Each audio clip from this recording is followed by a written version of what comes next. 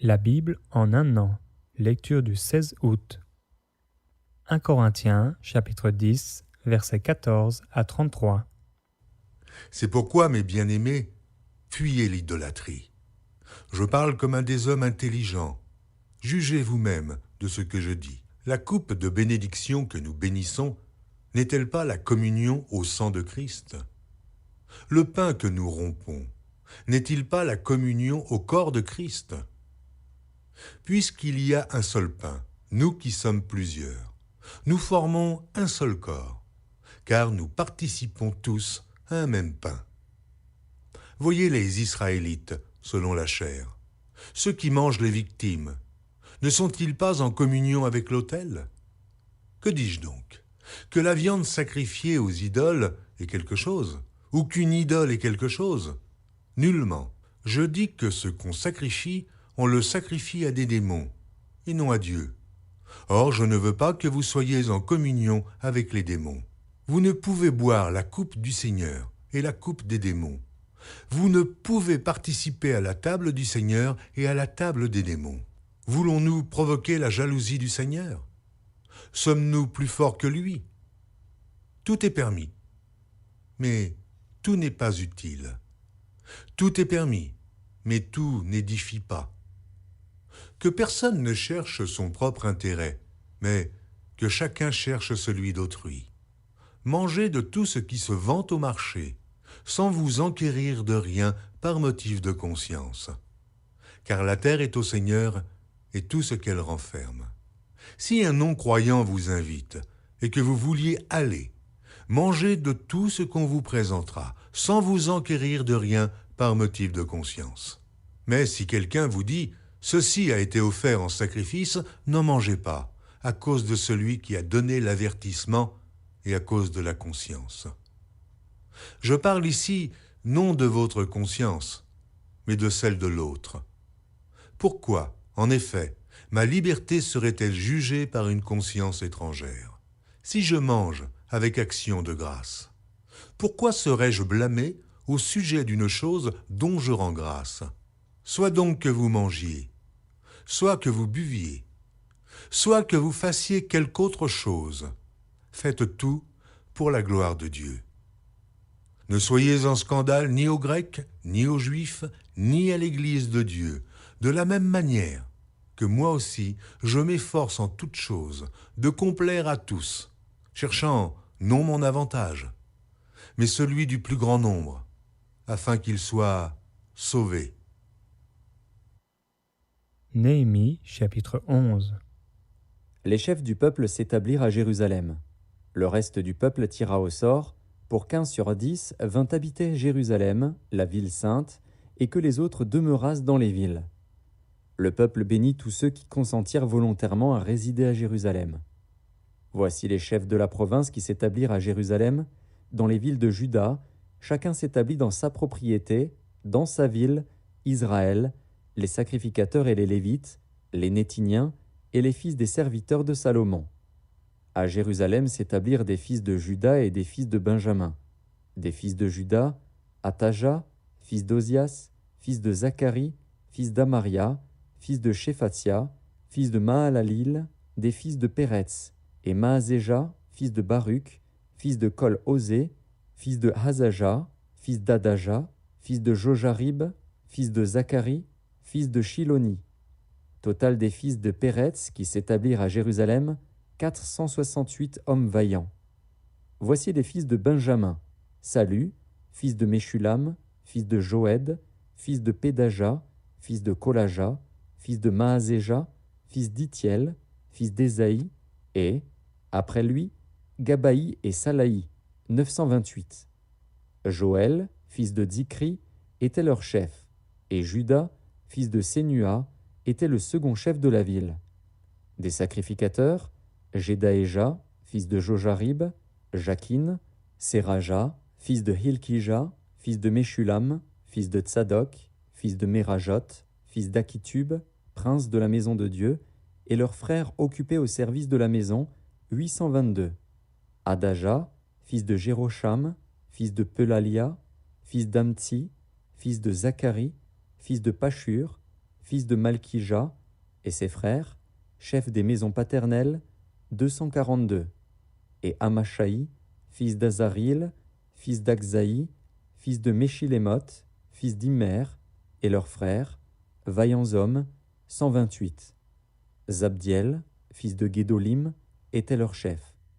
Des Lévites, Shemaéja, fils de Hashub, fils d'Azrikam, fils de Hashabia, fils de Buni, Shabbétaï et Josabad, chargés des affaires extérieures de la maison de Dieu, et faisant partie des chefs des Lévites.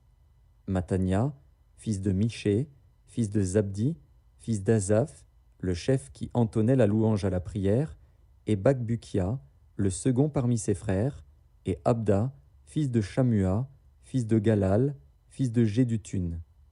Total des Lévites dans la ville sainte, 284.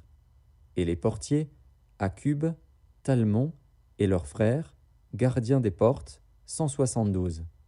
Le reste d'Israël, les sacrificateurs, les Lévites, s'établirent dans toutes les villes de Juda, chacun dans sa propriété.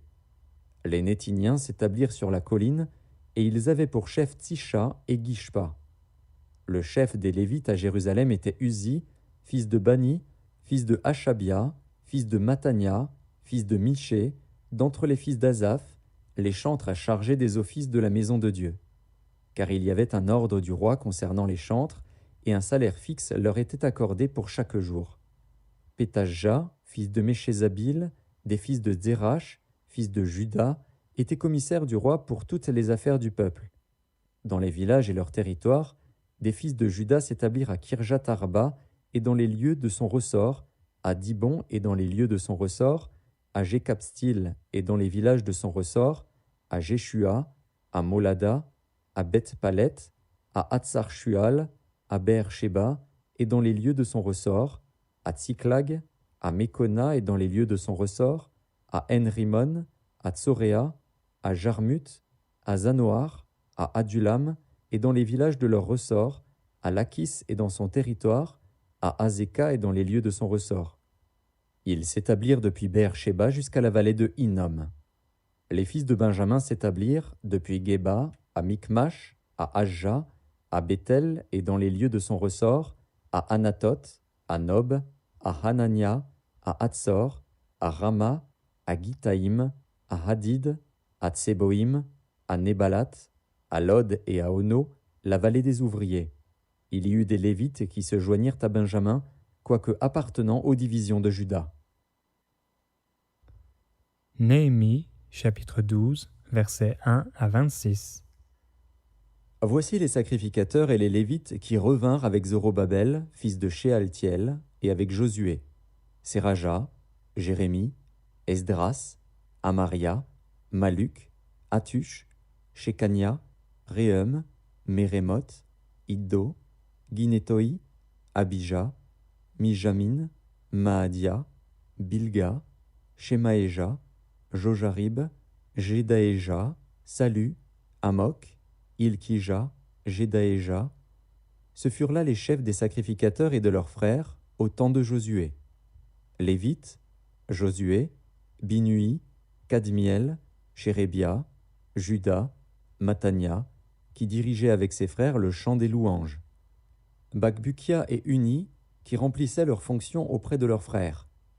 Josué engendra Joachim, Joachim engendra Eliashib, Eliashib engendra Jojada, Jojada engendra Jonathan, et Jonathan engendra Jadua. Voici, au temps de Joachim, quels étaient les sacrificateurs, chefs de famille. Pour Séraja, Méraja, pour Jérémie, Hanania, pour Esdras, Meshulam, pour Amaria, Jokanan, pour Meluki, Jonathan, pour Shebania, Joseph, pour Harim, Adna, pour Merajot, Elkaï, pour Iddo, Zacharie, pour Guinéton, Meshulam, pour Abija, Zikri, pour Minjamin et Moadia, Piltaï, pour Bilga, Shamua, pour Shemaéja, Jonathan, pour Jojarib, Matnaï, pour Jedaéja, Uzi, pour Salaï, Kalaï, pour Amok, Héber, pour Ilkija, Achabia. Pour Jedaéja, Nethanil. Au temps d'Eliashib, de Jojada, de Jochanan et de Jadua, les Lévites, chefs de famille, et les sacrificateurs furent inscrits sous le règne de Darius, le Perse. Les fils de Lévi, chefs de famille, furent inscrits dans le livre des Chroniques jusqu'au temps de Jochanan, fils d'Eliashib. Les chefs des Lévites, Achabia, Chérébia et Josué, fils de Kadmiel, et leurs frères avec eux, les uns vis-à-vis des autres, étaient chargés de célébrer et de louer l'Éternel, selon l'ordre de David, homme de Dieu. Matania, Bakbukia, Abdias, Meshulam, Talmon et Akub, portiers, faisaient la garde au seuil des portes. Ils vivaient au temps de Joachim, fils de Josué, fils de Jotsadak, et au temps de Néhémie, le gouverneur, et d'Esdras, le sacrificateur et le scribe. Psaume, chapitre 34, versets 11 à 22. Les lionceaux éprouvent la disette et la faim, mais ceux qui cherchent l'Éternel ne sont privés d'aucun bien. Venez mes fils, écoutez-moi. Je vous enseignerai la crainte de l'Éternel. Quel est l'homme qui aime la vie, qui désire la prolonger pour jouir du bonheur? Préserve ta langue du mal et tes lèvres des paroles trompeuses. Éloigne-toi du mal et fais le bien. Recherche et poursuis la paix. Les yeux de l'Éternel sont sur les justes et ses oreilles sont attentives à leurs cris. L'Éternel tourne sa face contre les méchants pour retrancher de la terre leurs souvenirs. Quand les justes crient, l'Éternel entend et il les délivre de toute leur détresse. L'Éternel est près de ceux qui ont le cœur brisé et il sauve ceux qui ont l'esprit dans l'abattement. Le malheur atteint souvent le juste, mais l'Éternel l'en délivre toujours. Il garde tous ses os, aucun d'eux n'est brisé. Le malheur tue le méchant, et les ennemis du juste sont châtiés. L'Éternel délivre l'âme de ses serviteurs, et tous ceux qui l'ont pour refuge échappent au châtiment. Proverbe, chapitre 21, versets 14 à 16. Un don fait en secret apaise la colère, et un présent fait en cachette calme une fureur violente. C'est une joie pour le juste de pratiquer la justice, mais la ruine est pour ceux qui font le mal. L'homme qui s'écarte du chemin de la sagesse reposera dans l'assemblée des morts.